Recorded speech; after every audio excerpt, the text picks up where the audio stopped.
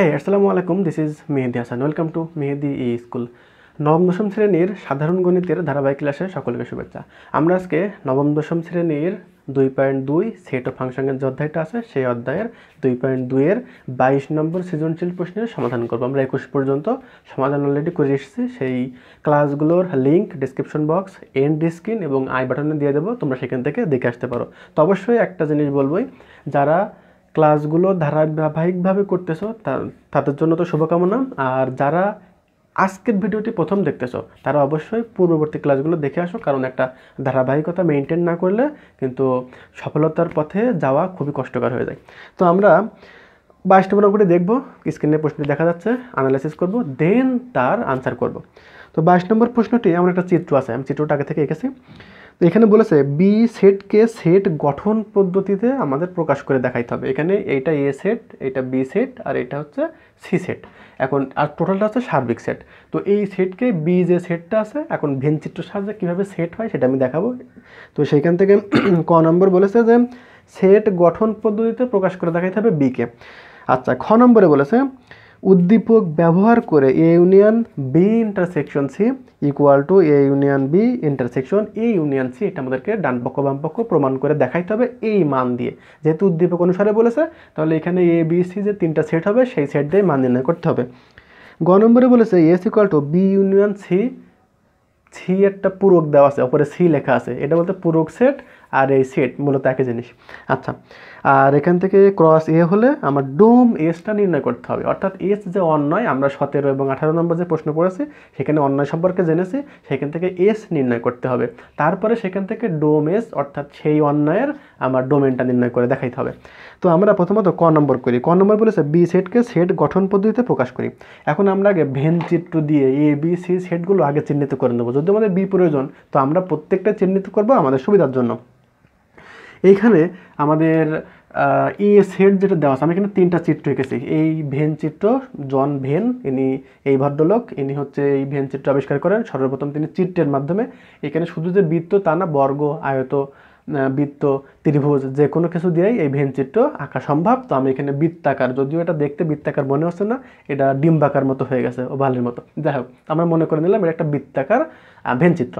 তো এই ভেন চিত্রের আমাদের এ যে সেটটা আছে, এখানে এর যে সেট আছে, এ সেট, শুধুমাত্র এই বৃত্তটাকে আমি এ ধরছি, এই বৃত্তটাকে আমি বি ধরছি, আর এই বৃত্তটাকে আমি সি ধরছি। এখন এই এর ভিতরে, এর সীমানার ভিতরে পড়েছে কোন কোন সংখ্যা। এর সীমানার ভিতরে বলতে শুধুমাত্র এইটা, আমি একটু যদি দেখাই, তাহলে শুধুমাত্র এই অংশটুকু দিয়ে, এই অংশটুকু দিয়ে যে সেটটা হয়েছে সেটাকে বলবো আমি এ সেট। একইভাবে এইখান থেকে এই যে সীমানা আছে, এই সীমানা দিয়ে এইটুকু বি সেট, আর এই যে সীমানা আছে এইগুলো দিয়ে সি সেট। এখন একটা সংখ্যা 3 হচ্ছে এমন একটা সংখ্যা যে প্রত্যেকটা সেটের ভিতরে কিন্তু আমার 3টা চলে গেছে। তাহলে আমার এই দুটো সংখ্যা বা 3টা সংখ্যা আর একটা সেটের ভিতরে যাইতে পারে, কোনো অসুবিধা নাই। কিন্তু আমরা যখন সেট এ সেট বলবো, তখন এর উপাদান আমি এখান থেকে লিখি, এটা আমি একটু লিখে দেই। তাহলে এ সেটের উপাদান কী হবে? এ সেটের উপাদান হবে 1 2 3 4, 1 2 3 4। বি সেটের উপাদান কী হবে? বি সেটের উপাদান হবে হচ্ছে 2 3 5 7। আচ্ছা, সি সেটের উপাদান কী হবে? এইটা। তাহলে 3 4 5 6, আমরা সাজিয়ে লিখি 3 4 5 6। ভালোভাবে আমরা খেয়াল করে দেখি, এ হচ্ছে 1 2 3 4, 1 2 3 4। বি সেট হচ্ছে এই চারটা, 2 3 5 7, 2 3 5 7। আর সি সেট হচ্ছে এইটা, যে 3 4 5 6। আমরা কিন্তু 3টা সেট জেনে গেছি। এখন আমাদের ক নম্বরে বলেছে বি সেটকে সেট গঠন পদ্ধতিতে লিখতে হবে। তো বি সেট কী ছিল? বি সেট ছিল হচ্ছে 2 3 5 7, এটা হচ্ছে বি সেট। একে সেট গঠন পদ্ধতিতে লিখতে হবে। এখন সেট গঠন পদ্ধতিটা কি, এটা যদি আমরা না জানি তাহলে লিখবো কেমনে, তাই না? তো আমরা এই যেটা দেওয়া আছে এটাকে বলা হয় তালিকা পদ্ধতি। তালিকা পদ্ধতি আমি একটু এই জিনিসটা একটু প্র্যাকটিক্যালি বোঝানোর চেষ্টা করি। মনে করো তোমার কাছে 100 টাকা দেওয়া হলো। 100 টাকা দিয়ে তোমাকে যদি তোমার আম্মা বা তোমার আব্বু যদি লিস্ট করে দেয় যে এই 100 টাকার এইটা এত টাকার, বা এইটা এত গ্রাম এত টাকা নেবে, এইটা এত গ্রাম এত টাকা নেবে, এভাবে যদি লিস্ট করে দেয় তাহলে সেটাকে বলা হবে তালিকা পদ্ধতি। আর তোমাকে যদি 100 টাকা দিয়ে বলা হয় যে এই টাকাটার ভিতরে তুমি তোমার এই জিনিসগুলা তোমাকে কিনে আনতে হবে, কোনটা কতটুকু পরিমাণে হবে সেটা তোমার ব্যাপার।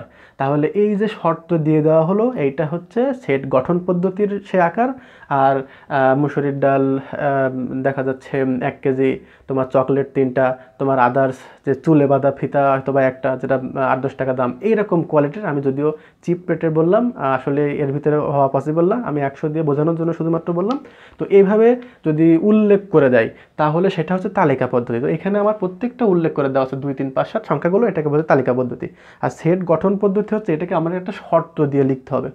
তো এখন আমরা ভালো করে যদি এটা লক্ষ্য করি, 2 3 5 7 প্রত্যেকটা সংখ্যা স্বাভাবিক সংখ্যা, এটা কারেক্ট। এবং স্বাভাবিক সংখ্যার ভিতরে এই 2 3 5 7 প্রত্যেকটা সংখ্যা আবার মৌলিক সংখ্যা, তাই না? তাহলে এটাকে আমরা যদি সেট গঠন পদ্ধতিতে লিখি তাহলে কি লিখতে পারবো? সেট গঠন পদ্ধতিতে লিখব যে x such that x belongs to N. এনটা হচ্ছে আমার স্বাভাবিক সংখ্যা অন্তর্গত। এখন এক্সটা আবার কি, এবং লিখবো এখানে, এবং যে এক্সটা হচ্ছে মৌলিক সংখ্যা, এক্স মৌলিক সংখ্যা, এক্সটা হচ্ছে মৌলিক সংখ্যা। এখন এই মৌলিক সংখ্যা আবার হচ্ছে মৌলিক সংখ্যা যেটা লিখেছি, এই মৌলিক সংখ্যা কি আবার অনেকগুলো লিমিট আছে না? তাহলে মৌলিক সংখ্যা যেগুলো হচ্ছে আমরা এমন লিখতে পারি, এক্স এর মানটা হচ্ছে, এটা অনেকভাবে লেখা যায়, 2 laser equal to x laser equal to 7, এটা লেখা যায়। এটা একটা ওয়ে। এই জিনিসটাকে এইভাবে লিখতে পারো যে অন লেস দ্যান এক্স, এখানে লেস দ্যান 8, এ মানে হচ্ছে 2 থেকে 7 পর্যন্ত মৌলিক সংখ্যা। তুমি এমন লিখতে পারো 2 laser equal to S less than 8, আবার এমন লিখতে পারো on less than 8 laser equal to, এখানে এটা হচ্ছে 7। অর্থাৎ এর এই চারটার যে কোনো একটা তুমি এখানে অ্যাপ্লাই করতে পারো, কোনো অসুবিধা নেই। তাহলে আমরা এখানে আমাদের ক নম্বরে যে প্রশ্নটা বলেছিল যে এক্সটা হচ্ছে মৌলিক সংখ্যা, এখন কেউ যদি এক্স বিলংস টু এন এটা নাও দিতে চাই, কোনো অসুবিধা নাই।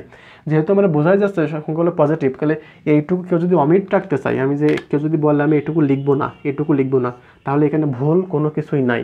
আর যদি লেখে তাহলে তো খুবই ভালো, যে আমরা এগুলো ন্যাচারাল নাম্বার, ন্যাচারাল নাম্বারের ভিতরে যেগুলো মৌলিক সংখ্যা, যে মৌলিক সংখ্যাটা আবার 2 থেকে বড় বা 2 এর সমান, 7 থেকে ছোট বা 7 এর সমান, এর যে কোনো একটা এখানে আমরা লিখে দিতে পারি। তাহলে আমাদের কিন্তু ক নম্বরটা ক্লোজ হয়ে গেল। খ নম্বরে যেটা বলেছে সেটা বলেছে যে আমাদের উদ্দীপক ব্যবহার করে, এই উদ্দীপক ব্যবহার করতে হবে, ব্যবহার করে A union B intersection C. আমরা পার্ট পার্ট করে এগুলো করার চেষ্টা করব, তাহলে আমাদের ভুল হওয়ার পসিবিলিটি অনেকটা কিন্তু কমে যাবে। তাহলে আমাদের প্রথমে বলেছে যে এ ইন্টারসেকশন, আমরা কিন্তু এল এইচ এসটা করতেছি, এটা হচ্ছে এল এইচ এস করতেছি। তাহলে আমাদের প্রথমে বলেছে A union B intersection C. তাহলে প্রথমত আমরা বি ইন্টারসেকশন সি এর মানটা নির্ণয় করে দেবো। তো বি এর মানটা পেয়েছি আমরা 2 3 5 7। এখান থেকে যদি আমরা ইন্টারসেকশন সি করাই তাহলে 3 4 5 6। আমরা যেন ইন্টারসেকশন থাকলে কি করতাম, ইন্টারসেকশন থাকলে যেগুলো মিল সেগুলো নিতাম। তো এর ভিতরে মিল কোনটা আছে? 2 নাই, 3 মিল আছে, এখানে 3 মিল আছে, 5 মিল আছে, 5 মিল আছে, এখানে 6 নাই, এখানে 6 আছে। তাহলে আর হচ্ছে না, আমার শুধুমাত্র 3 এবং 5টা হচ্ছে বি ইন্টারসেকশন সি এর মান। এখন তাহলে আমার প্রশ্নে বলেছিল, আমার মেন রাশি বলেছিল A union B intersection C, তাই না? এই বলেছিল আমার A union B intersection C. আচ্ছা, তাহলে আমরা এখানে এর মানটা আমরা বসাই দিই। এর মান পেয়েছি হলো 1 2 3 4। ইউনিয়ন বি ইন্টারসেকশন সি এর মান পেয়েছি আমরা 3 আর হলো 5। তাহলে এখান থেকে ইউনিয়ন বলতে বুঝি যেগুলো আমার আছে সেগুলো তো আমরা নিবই, যেগুলো নাই সেগুলোও নিতে হবে। অর্থাৎ যদি একটা উপাদান একাধিকবার চলে আসে তাহলে সেখান থেকে একটা নিতে হবে। এখানে 3 আছে, প্রথমে 1, এখানে 2, 3 3 মিল আছে, একটা 3 নেব, এখানে 4 আর এখানে 5। তাহলে আমার 1 থেকে 5 পর্যন্ত প্রত্যেকটা টার্ম কিন্তু এখানে চলে আসছে, 1 2 3 4 5, 1 2 3 4 5। এটা হচ্ছে আমার A union B intersection C L H S এর মানটা আমরা পেয়ে গেলাম। এখন দেখবো আমরা আর এইচ এস, যেটা আর এইচ এসে আমার ডান সাইডে দুইটা ফর্ম আছে, একটা হচ্ছে আমার এ ইউনিয়ন বি, তারপরে সেটাকে ইন্টারসেকশন দিয়ে এ ইউনিয়ন সি। প্রথমে আমরা এ ইউনিয়ন বি করব।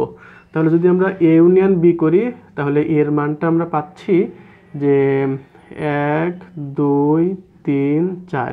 ইউনিয়ন বির মান পাচ্ছি 2 3 5 7। তাহলে এখান থেকে আমরা যদি ইউনিয়ন করাই তাহলে 1 2 3, এখানে 4, এখানে 5 আর এখানে 7, প্রত্যেকটা উপাদান আমি নিয়ে ফেলেছি। একইভাবে আরেকটা বলেছে এ ইউনিয়ন সি। তাহলে এ ইউনিয়ন সি যদি করাই, এ মানে হলো 1 2 3 4। ইউনিয়ন সি ছিল সেটা হচ্ছে 3 4 5 6। তাহলে এখান থেকে যদি আমরা মিলাই তাহলে 1 নিতে পারবো, 2 নিতে পারবো, 3 নিতে পারবো, 4 নিতে পারবো, 5 নিতে পারবো আর 6 নিতে পারবো। 1 2 3 4, 1 2 3 4, এখানে 3 4 নিয়েছি 5 6। গুড। এখন আমাদের যে ফর্মটা বলেছে সেটা হচ্ছে A union B intersection A union C. তাহলে যদি আমরা এটাকে মিলাই তাহলে এ ইউনিয়ন বি সমান হচ্ছে 1 2 3 4 5 আর হচ্ছে 7 আর ইন্টারসেকশন হচ্ছে 1 2 3 4 5 6। তাহলে আমাদের এখান থেকে মিল যেগুলো নিতে হবে, 1 মিল আছে আমি 1 নেব, 2 মিল আছে 2 নেব, 3 মিল আছে, 4 মিল আছে আর 5 মিল আছে। এখানে 7 আছে, এখানে 6 আছে, মিল নাই। তাহলে এইটা এবং এইটা কিন্তু কারেক্ট। তাহলে এখানে আমরা লিখে দেবো LHS ইকুয়াল টু RHS। আমাদের খ নম্বর যেটা সেটা কিন্তু ক্লোজ হয়ে গেল। খ নম্বর প্রশ্নে বলেছিল যে এইটা এবং এইটা সমান দেখাইতে হবে, আমরা এইটা দুইটার মানটা সমান দেখিয়ে ফেললাম। তাহলে খ নম্বর আমাদের ক্লোজ হয়ে গেল। আমরা কোন গ নম্বর প্রশ্নের সমাধান করব। তো গ নম্বর প্রশ্নটি ছিল যে S equal to B union C.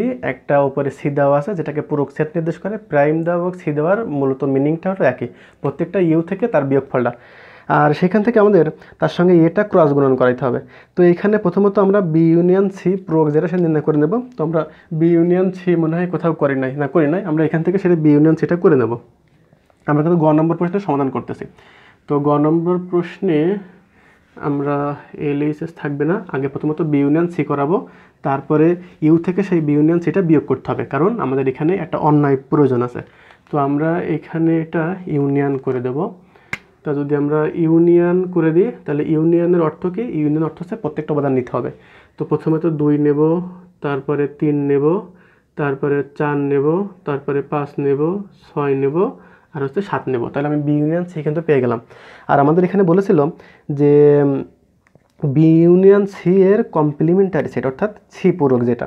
তো এইখানে আমরা বি ইউনিয়ন সি ইউ থেকে বি ইউনিয়ন সিটা বিয়োগ করে দেবো। তো আমার ইউ যেটা ছিল সেটা কি ছিল? আমাদের ইউ কিন্তু এখানে সার্বিক সেট একেবারে 1 থেকে 8 পর্যন্ত।